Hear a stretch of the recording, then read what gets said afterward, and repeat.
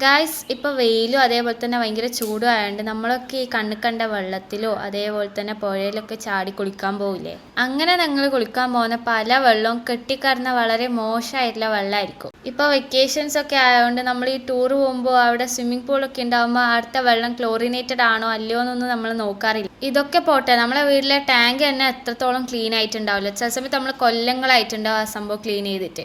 ഈ പറഞ്ഞ സ്ഥലത്തല്ല ഈ ബ്രെയിൻ ഈറ്റിംഗ് അമീബ എന്ന് പറഞ്ഞതും നെമാറ്റോഡ എന്ന് പറഞ്ഞിട്ടുള്ള ബാക്ടീരിയാസ് ഒക്കെ ഉണ്ടാവും. ഈ സാധനം ഞങ്ങളെ വയറ്റിലോ അല്ലെങ്കിൽ കയ്യിലോ അല്ല പോകുന്നത്. ഇത് ഡയറക്റ്റ്ലി നമ്മളെ മൂക്കിൽ കൂടി കയറിയിട്ട് ബ്രെയിനിൽ എത്തിയിട്ട് ആ ബ്രെയിൻ കംപ്ലീറ്റ് ആയിട്ട് കഴിക്കും. ഈ അസുഖം വന്നിട്ടുണ്ടെങ്കിൽ ഞങ്ങൾക്ക് പനി വരും, തലവേദന വരും, ആകെ മൊത്തം കൺഫ്യൂസ്ഡ് ആയിട്ട് ഫുൾ വെറീഡ് ആയിട്ടുള്ള ബിഹേവിയർ ആയിരിക്കും നമുക്ക് ഉണ്ടാവുക. ഇതിനൊക്കെ ഉപരി നമ്മൾ മരിക്കാനുള്ള കണ്ടീഷനിൽ വരെ നമ്മൾ എത്തും. ഈ ബാക്ടീരിയനെ കൊണ്ട് നമ്മളെ കേരളത്തിലെ കുറേ ആൾക്കാർ മരിച്ചിട്ടുണ്ട്. ഈ ഒരു അസുഖം പ്രിവെന്റ് ചെയ്യാനായിട്ട് നമുക്ക് ആകെ ചെയ്യാനുള്ള നമ്മളെ ടാങ്ക് ഇടയ്ക്കിടയ്ക്ക് ക്ലീൻ ചെയ്യുക. അതേപോലെ തന്നെ ഞങ്ങൾ ഈ കെട്ടിക്കിടന്ന വെള്ളത്തിലൊന്നും പോയി കളിക്കാനോ കുളിക്കാനോ പാടില്ല.